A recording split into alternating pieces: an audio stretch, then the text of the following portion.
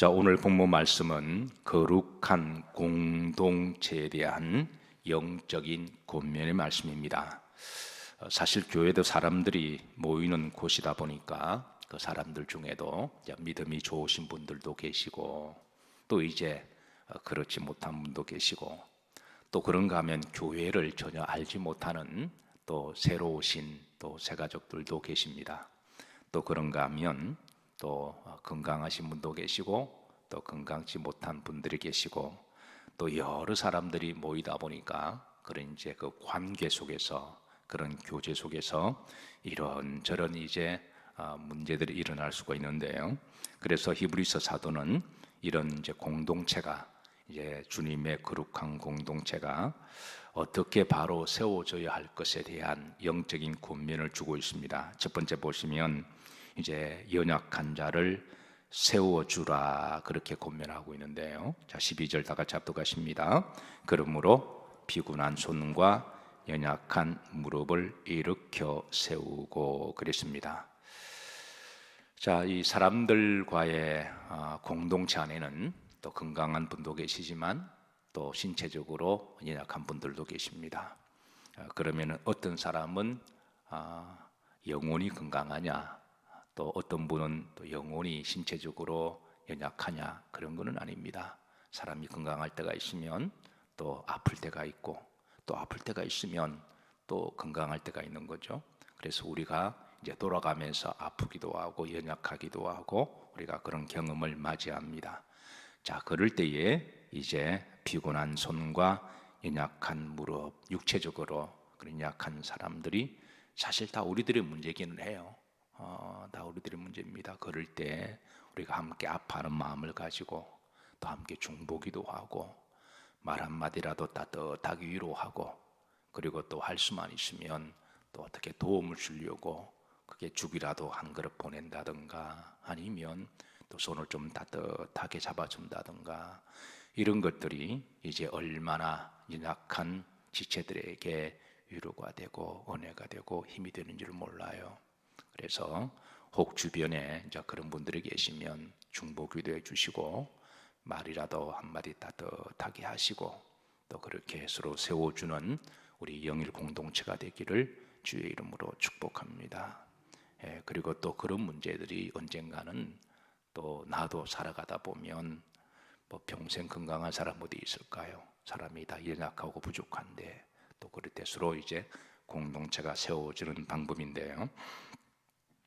근데 13절에 보시면, 자, 이 피곤한 손과 연약한 무릎, 그리고 이건 단순하게 육체적인 문제일 뿐만 아니라 그런 이제 믿음의 그런 영적인 문제도 연약한 자가 있음을 그렇게 알려주고 있습니다. 합독하시죠.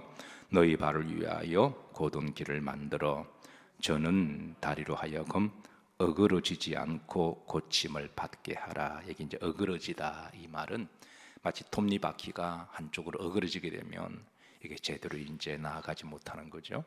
교회 공동체도 건강한 공동체가 함께 서로 맞물려서 또 교회로서 해야 될 그런 하나님의 사명들이 있는데, 그래서 믿음의 연약한 자가 이제 함께 가야 할 길을, 우리가 걸음도 함께 가야 이렇게 이제 베스메스로 가는 두 마리 소와 같이 함께 더불어 우리가 목적지까지, 그렇게 우리가 다 이제 천국까지 같이 가는 거죠. 근데 이게 어그러지게 되면 이게 가는 길도 더디기도 하고 또 옆으로 가기도 하고, 또 걸을 때에 그 믿음으로 연약한 자가 있으면 그런 자들을 이제 고침을 받게 하고 이제 믿음으로 세워주라라고 하는 그런 말씀입니다.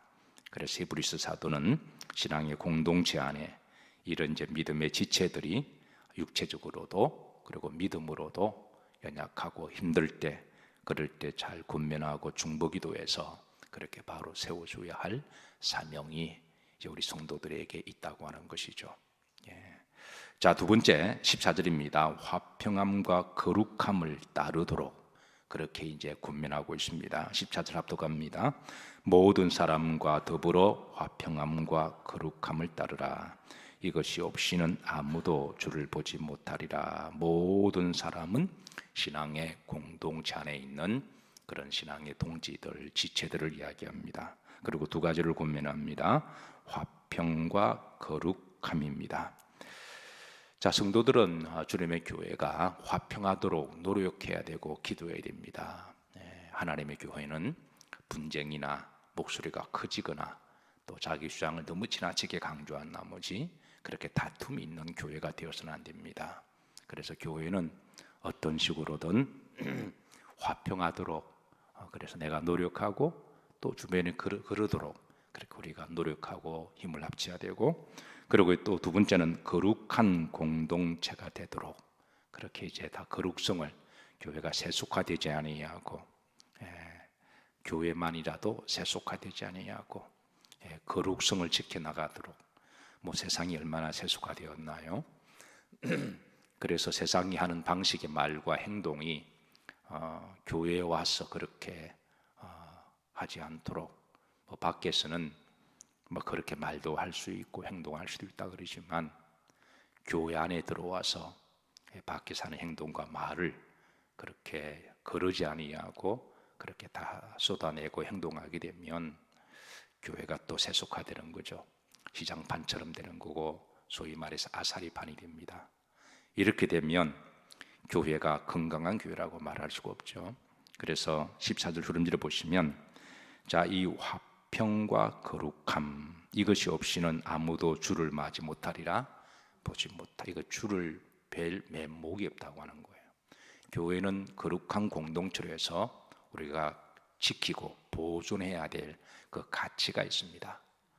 그런데 교회마저도 이 화평함을 잃어버리고 분쟁하는 곳이 되고 사람이 싸우는 곳이 되고 할 말 못할 말 다 쏟아내게 되고, 그리고 교회마저도 세상에서 하던 말과 행동으로 세속화된다면 우리가 정말 주를 뵐 면목이 없는 거죠.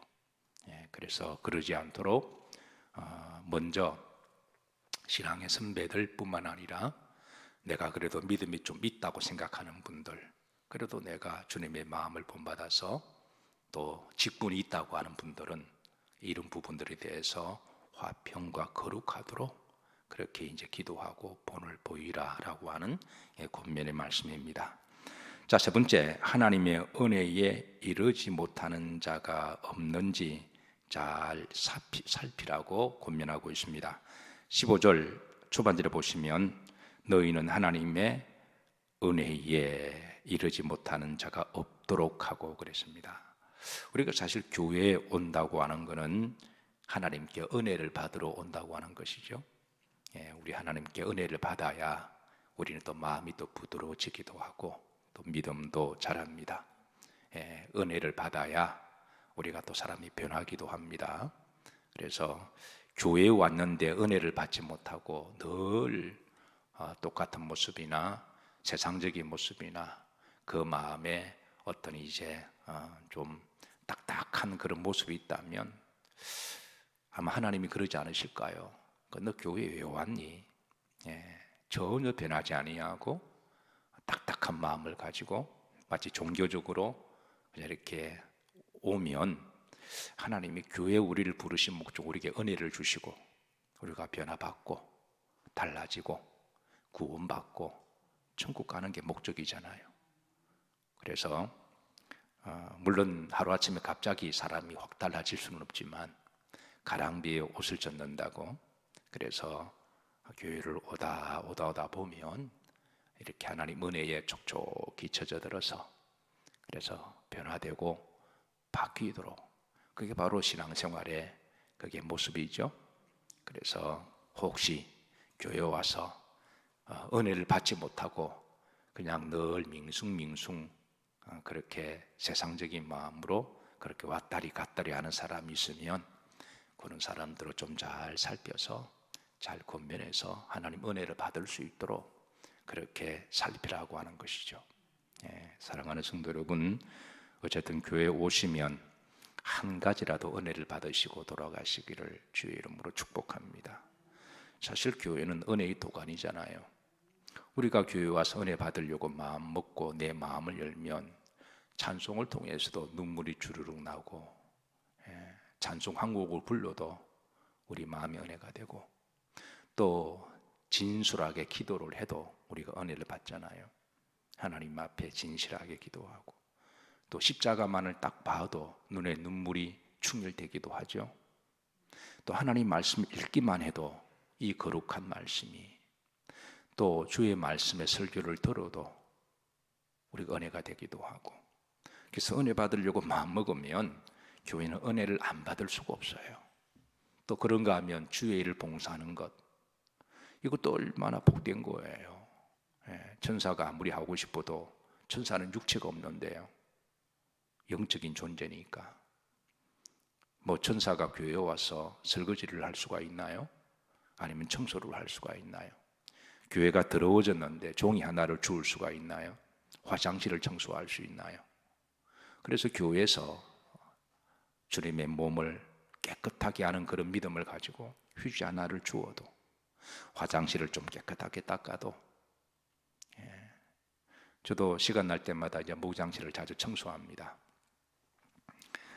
이거를 청소한다 생각하면 이거는 힘들지만, 그러나 주님의 몸을 우리가 설고 닦는다 그러면 그 기쁨이죠.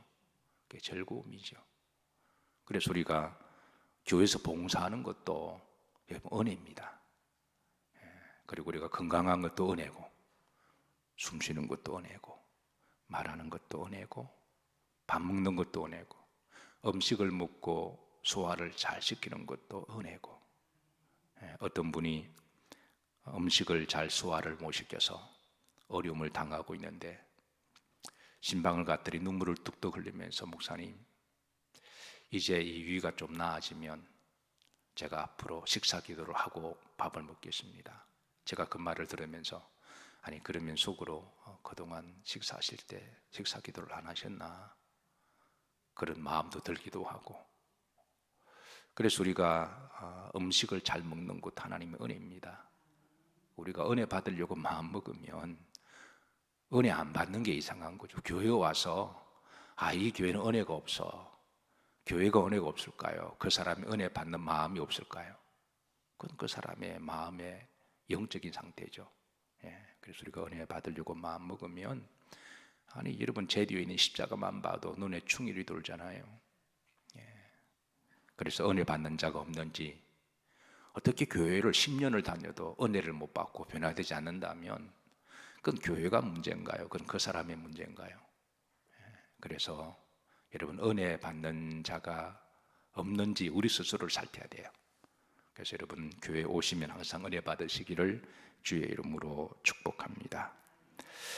사도 바울은 고린도 교회가 이렇게 이제 은혜를 받지 못한 항상 어린아이 믿음으로 있는 그 상태를 안타까워하면서, 고린도서 3장 1절에 이렇게 이야기합니다. 형제들아, 내가 신령한 자들을 대함과 같이 너희에게 말할 수가 없어서 어디에 속한 자? 육신에 속한 자로다. 그러니까 믿음으로 이야기하면 그걸 못 받아들이고 시험 든다는 거죠. 다른 예를 들어서 이렇습니다. 기도하십시다 그러면 믿음 있는 사람들은 당연히 기도해야죠. 그래, 기도하지 못하는 자신을 돌아보면서 좀 이렇게 하나님 앞에 죄송한 마음이 있죠. 근데 육신에 속한 자는 목사님 기도할 시간 어디 있어요? 이렇게 탁탁 반응하고 이렇게 거치는 사람들. 우리가 하나님 앞에 11조를 드립시다 그러면 어떤 사람은 자기를 돌아보면서 죄송한 마음을 가지고, 그래 어떤 사람은 속으로 반항하는 거죠. 그러니까 어디에 속하기 때문에? 육신에 속하기 때문에. 그래서 사도 바울도 영에 속한 사람들은 주의 이름으로 무슨 말을 해도 나에게 주시는 말씀으로 은혜로 받는데, 근데 육신에 속한 자들은 다 육적으로 해석해 버리는 거예요. 그러다 보니까 바울도 그런 사람에게 권면하는 게 무척 조심스러워서, 그래서 차라리 그 다음 보시면, 차라리 내가 어린 애들을 대하는 것처럼 대하고, 2절입니다. 내가 너희를 무엇으로 먹이고 젖으로 먹이고 무엇으로 안위하였다? 밥으로 안위했다. 하나님의 말씀 속에도 그냥 그래 잘했다 잘했다 잘했다, 그냥 축복한다 사랑한다, 그것만 원하고, 그러나 또 어떤 경우는 우리가 잘하도록, 좀 스트롱하도록, 이렇게 믿음에 좀 전진이 있도록, 이렇게 해야 좀 잘하기도 하고 좀 맷집도 생기는데, 그런 걸 하면 시험 들었다고 이야기를 하고 그냥 교회에서 젖으로만 먹으려고 하는 이런 모습을 보면서 너희가 뭐하지 못할 것이니와 감당하지 못하였고 지금도 못한다라는 안타까운 마음을 가지고 그래서 말씀을 전언합니다. 히브리서 사도도 주님의 몸된 교회 안에서 아직 육신에 속한 자가 없는지 그런 자가 있으면 그냥 내버려 두지 말고 우리 속장들은 속원들을 잘 군면해서 잘할 수 있도록 그렇게 하고 또 신앙의 선배들은 또 신앙 후배들에게 또 직분 있는 사람들은 그런 사람들에게 좀 따뜻하게 말 한마디라도 하고 신앙의 본을 보여서 그렇게 공동체가 건강한 모습으로 빌드업이 되도록 그렇게 하라고 권면하고 있습니다. 자, 네 번째 15절입니다. 쓴뿌리가 나지 않도록 살피라 그랬습니다. 15절 중반절에 보면 또 뭐가 나서 쓴뿌리가 나서 그랬습니다. 쓴뿌리는 바로 이 원죄의 쓴뿌리를 이야기합니다. 사람마다 원죄의 기질이 있어서 그래서 여기에서 가끔 이렇게 뿌리가 올라와서 쓴뿌리가 올라오도록 그렇게 되어 있는데 여기 나지 않도록 늘 기도하고 살피라고 하는 것이죠. 우리가 이걸 이제 세상 말로 이제 평소에 좋다가 욱한다라고 표현하죠. 사람이 참 좋은데 세상적인 말로 욱하는 성질. 그래서 그 욱하는 성질 속에 선뿌리 기질이 나와서 전혀 다른 모습을 보이기도 하는데요. 자, 이렇게 나면 선뿌리가 나서 뭐하게 하여? 괴롭게 하여. 이 선뿌리가 나면 자, 일단 본인이 괴롭습니다. 본인도 괴롭고 그리고 그 공동체도 괴롭게 하는 선뿌리가 나면 본인도 힘들고 뭐 화를 버럭 냈는데 지나고 보니까 여러모로 힘들죠. 인격과 영성과 믿음이 그 정도밖에 되지 않았나 자책하기도 하고 그리고 또 공동체가 괴롭게 하고 그래서 교회가 우리 모두는 다 선뿌리 기질이 있잖아요. 그래서 그런 것들이 교회에서 소위 욱하는 성질로 그렇게 드러나지 않도록 그렇게 이제 기도하고 살피라고 그럽니다. 자, 그러고 나서 이로 말미암아 흐름들어 보시면 뭐하게 되지 않게 하여 더럽게 되지 않게 하며 그랬습니다. 그래서 선뿌리가 나서 선뿌리의 기질은 다시 옛날로 돌아가고자 하는 거거든요. 광야에서 다시 애굽으로 돌아가자. 다시 옛날로 돌아가자. 옛 기질로 돌아가자. 그렇게 되면 다시 이제 그 영도 더러워지고 믿음도 더러워지고 삶도 더러워지는 것이죠. 그래서 그런 일이 없도록 개가 토한 것을 다시 먹는 일이 없도록 그렇게 해서 잘 믿음을 지키고 간수하라고 하는 것입니다. 그래서 믿음 생활을 하다가 다시 세상으로 돌아가서 세속화된 사람들이 의외로 많이 있습니다. 어떤 사람은 아예 이단에 빠지기도 하고요. 그러지 않도록 잘 살피라. 자, 그 다음 다섯 번째 16절입니다. 음행하는 자가 없는지 살피라 그럽니다. 이게 16 초반절에 뭐하는 자와 음행하는 자. 이 음행은 육신적인 음행도 말하지만 영적인 음행을 말합니다. 초대교회는 이단에 넘어가는 자들이 적지 않아 많았어요. 이단들이 교회에 몰래 잠입해서 그리고 이제 교회에 시험 든 사람들을 주로 대상을 하고 또 교회에서 다투고 분쟁하도록 그렇게 해서 교회를 화평하지 못하도록 그렇게 교회를 문제가 있는 것처럼 교회도 사람들이 모이는 곳이다 보니까 생각이 다르기도 하고요. 근데 생각이 다름을 통해서 그걸 이제 다툼으로 만드는 사람들이 있습니다. 생각은 다 다를 수가 있죠. 근데 그게 마치 뭐 문제가 있는 것처럼 그런 분쟁을 만드는 사람들. 교회도 사람들이 모이다 보니까 때로는 믿음이 약해질 수도 있는 거죠. 믿음이 항상 좋을 수는 없잖아요. 근데 약해진 틈을 타서 이상한 영에 미혹된 자들이 또 이제 교회가 마치 믿음이 없는 것처럼 그렇게 해서 부추기는 이 이단들의 수법이 예나 지금이나 똑같습니다. 옛날에 영주주의자들이 교회에 들어가서 그런 일을 많이 했거든요. 그래서 이제 교회에서 시험 들어서 싸우도록 하고 이제 갈라지도록 하고 그리고 또 데리고 나가서 이단에 요즘 신천지가 똑같은 그런 방법으로 하죠. 초대교회도 그런 일이 있었습니다. 그래서 거룩한 공동체 안에 혹이라도 누가 이단에 미혹되어서 그래서 영적으로 음행하는 자가 없는지 잘 살펴보고 그런 이들이 있으면 그들이 다시 돌아올 수 있도록 잘 권면하고 세워주라고 하는 것입니다.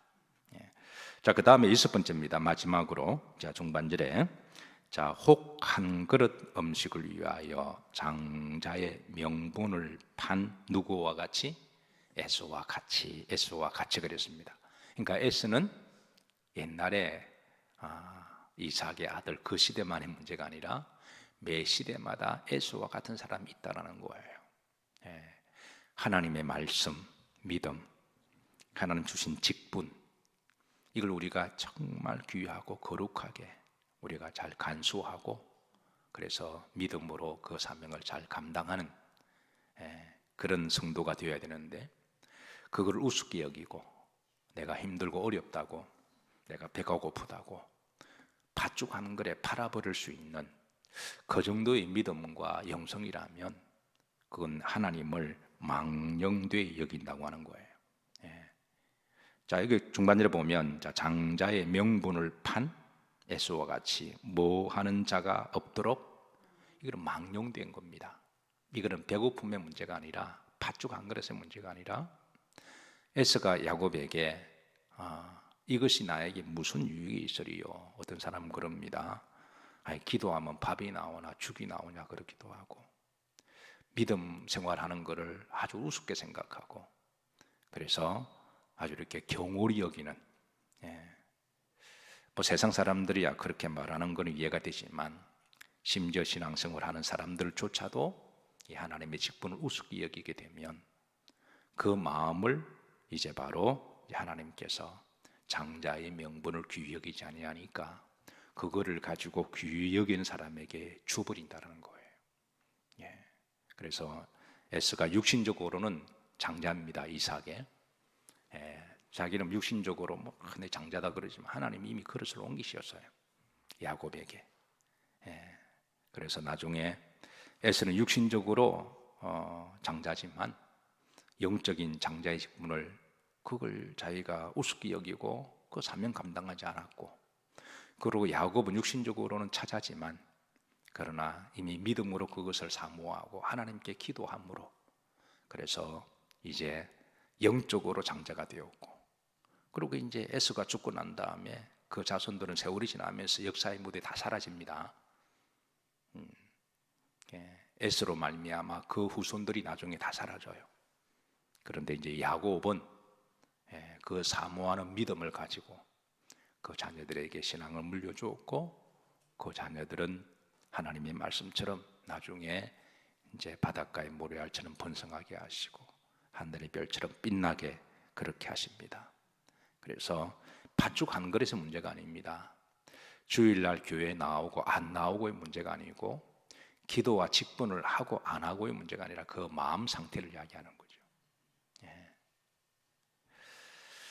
자, 그래서 나중에 이제 이 에스가 17절에 보시면 나중에 이것을 이제 깨닫고 세월을 살아보니까, 여러분 우리가 세월 지나고 나면 남는 거는 하나님밖에 안 계세요.